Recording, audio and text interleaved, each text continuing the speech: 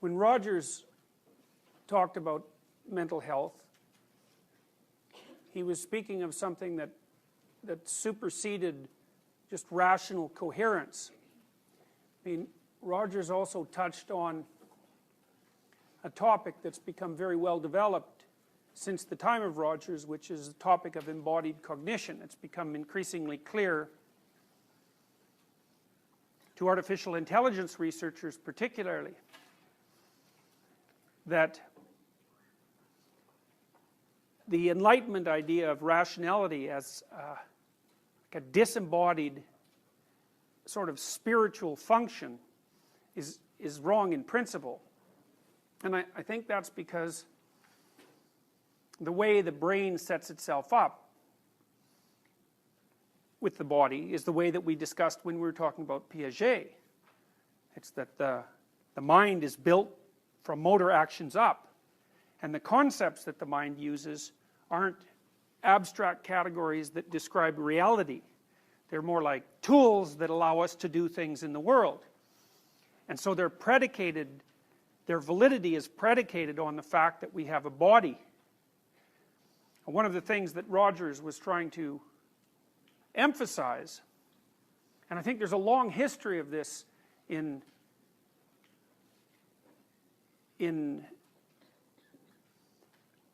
Western thought over the last few thousand years, that there are faculties of apprehension that are higher than rationality, and some of those are embodied. So it's a variant of Freudian theory, because the Freudians, of course, thought that it was necessary to attend to emotions and motivational states and to integrate them with the ego. But it takes that idea further, in some sense, by treating the inputs of the body, so motivational states and emotions, but also perhaps the capacity to mirror other people, as a prerequisite for mental health. And so the other thing that Rogers emphasizes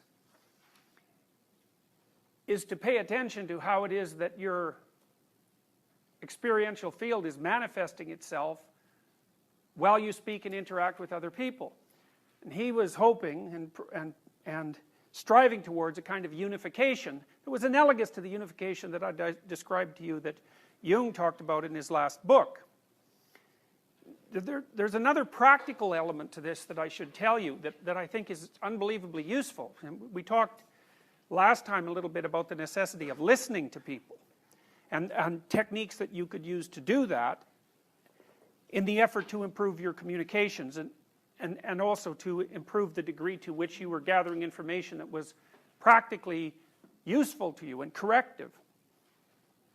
But with the Rogerian techniques, to some degree, you can do the same thing with regards to the relationship between your intellectual rationality, which is sort of your knowledge as represented at the highest level of verbal abstraction, and the platform on which that knowledge is hypothetically implemented. So you can imagine in the Piagetian mode of development, you start to learn how to move, and then those movements are chained in ever more complex sequences, and those sequences start to become representable abstractly, so that you can describe yourself, for example, as a good person, and hypothetically, as you decompose the idea of good person down towards specific actions, that whole hierarchy is internally consistent in that you're a good person in your self-representation, but you also enact all the things that a good person would enact. And then there's no flaws in the entire hierarchy. But the weird thing about having an intelligence that's dissociable, which means that you can think up things without acting them out, is that you can also formulate self-representations and ideas that aren't fully integrated with the manner in which you actually act. So you can have a concept of yourself and even an ideological framework that's only vaguely related to the programming that's been instantiated in your body. And Rogers would consider that, he has a technical term for it. It's a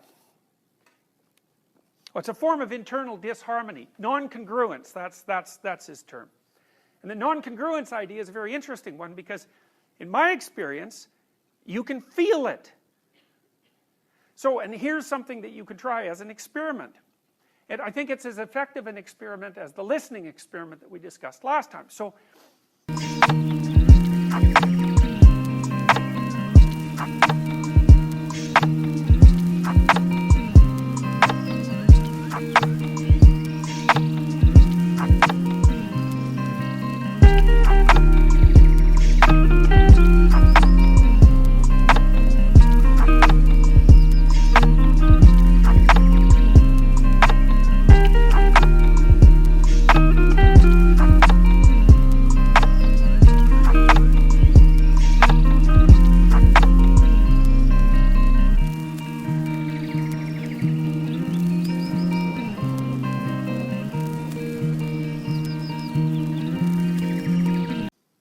it's very common for modern people, especially intelligent modern people, to identify themselves with the contents of their intellect.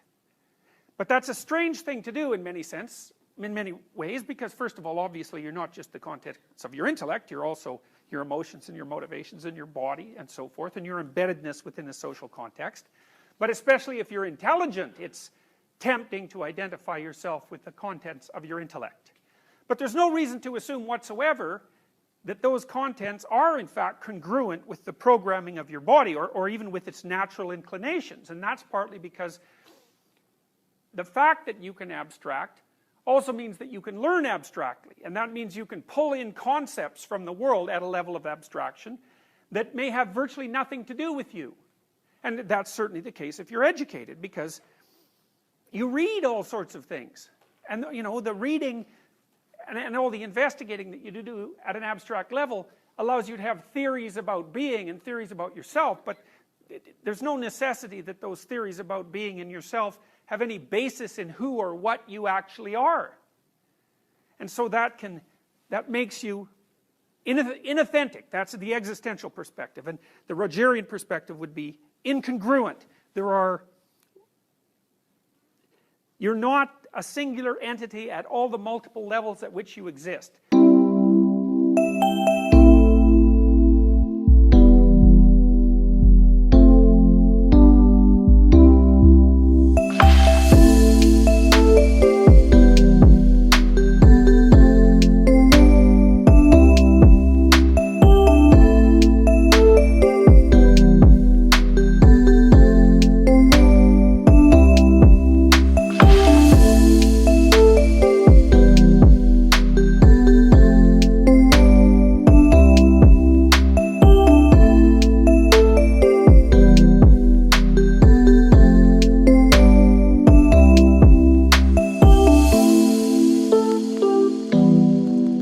Can cause conflict. So for example, maybe you're acting out an ideology because you're convinced of its rational integrity and coherence and utility, but that ideology doesn't fulfill you as an individual. Now that's certainly an existential claim. It's a fundamental existential claim. In fact, as we'll talk about in the next lecture, there are thinkers like Solzhenitsyn who've ascribed the worst catastrophes of the 20th century to exactly that kind of inauthenticity, which is the development of a coherent and rational ideology, say like a communist ideology, and then the attempt to force that on the world and on people, despite the fact that the rational formulation and the reality of the people and the world have very little in common.